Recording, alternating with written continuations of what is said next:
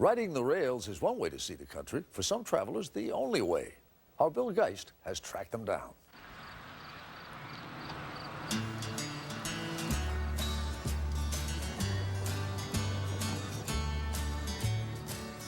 You may have thought, as I did, that train-hopping hobos had gone the way of the old steam engines. But they're still out here, riding the rails. There was a time when lonely men would wander. There's even a convention of hobos in Britt, Iowa. This land rolling aimlessly along. An unconventional convention, to be sure. Hobo council meeting, Frog! Get your leg over here! All manner of hobos are here. There are older veteran hobos like Tuck, who's now retired from the rails and has a wife and a house. He was last year's king of the hobos. Do they treat you like royalty when you go to these places? Oh, yes. Oh, yes, it's nice. It's good to be king. There are younger hobos like Stray Cat. They all have hobo names. I've been riding on and off for about 9 years. This year I haven't any particular plans, so I might ride the whole year. I can't say. There are full-time hobos like Stretch here and his faithful traveling companion, Burlington. Stretch has been hopping trains for more than 25 years. He was born up in Helena, Montana, 10 years ago, in a boxcar. And So he's never known any other kind of life. No. How many people are full-time like you are? A lot. Really? Yeah. There's probably maybe 1,000 out. And there are part-time hobos like Adman. How much time do you spend riding the rails every year? Now I only spend like 6 to 8 weeks. What's that? Adman isn't your typical hobo. He started riding the rails in the early 70s. These days, when he's not in a boxcar, he lives in this house in Minneapolis. A successful businessman named Todd Waters, who's married with children. He is a wanderer. From the beginning, his wife, Dory, accepted his hobo ways. He needs freedom. He needs spirit. That's his way of rejuvenating. So, yeah, I understand why he does it, and it's just a big part of who he is. Every year, Adman gets the itch to hit the road. It's so hard for me in the spring when rails are beginning to get all the heat and you have that creosote smell. And to us, that's perfume.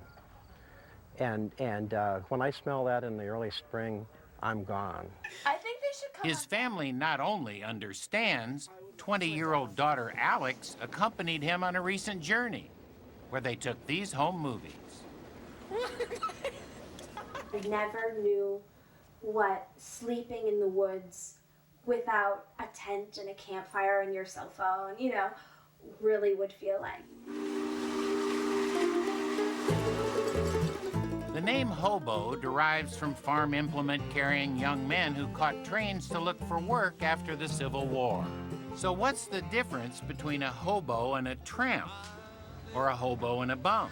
The hobo works and wanders. The tramp dreams and wanders. He's the intellectual. And of course the bum, well, he just drinks and wanders. And that's that. Hey there, hobo, where are you going on that there train? If it starts slowing. As unlikely as a hobo convention may seem, Mayor Jim Wilson said it's been held here for ages. First one was 1900. So this is the 108th year? Yes. Amazing. Some of them still ride the rail. And that's kind of illegal, right? Yes, it is. So we don't promote it. They may not promote it, but they sure celebrate it. There's the Hobo Parade.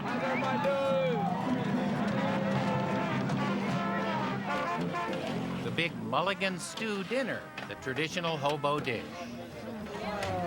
It's not as bad as it looks.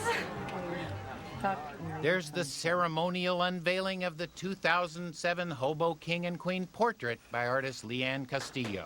Oh, way cool. Way cool. If you make me your king, I will not disappoint you. 2008 King and Queen hopefuls make campaign speeches before a new pair of royals is voted in. Queen Connecticut Tootsie, and King Stretch. It means the world to me. It really does. I have tried to settle down many times, but it doesn't work. I'll always be a hobo in heart, too. I'm so blue and all alone. Down at what they call the hobo jungle, they sing hobo songs. They welcome guests. We dub you promoter of the hobos, an honorary hobo. I'm honored. And after a hobo wedding, they dance the hobo shuffle. My treasures are laid up somewhere beyond the blue. Beneath a cross made of railroad ties, the hobo family gathers to honor those who've recently, as they say, caught the westbound. An old hobo sitting in a shanty by the track, dreaming of the yesterdays that never can come back.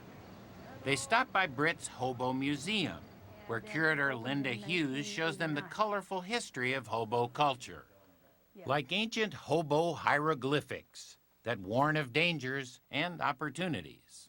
Nice lady tells sob story. Right. So you tell her a sob story and She might give you a meal. That's funny. Yeah.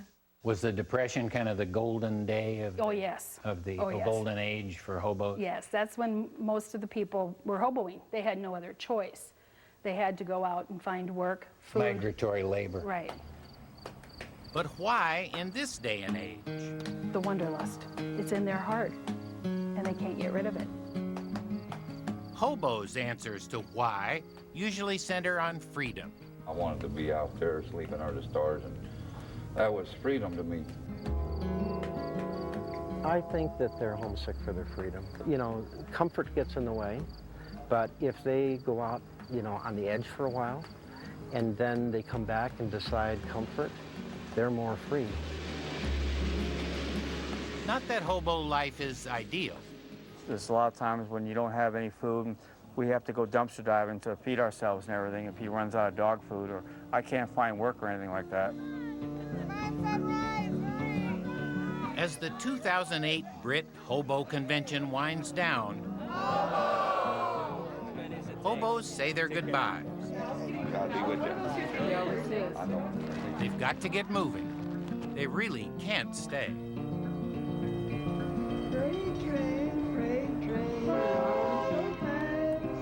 Adman hops a northbound, headed for home.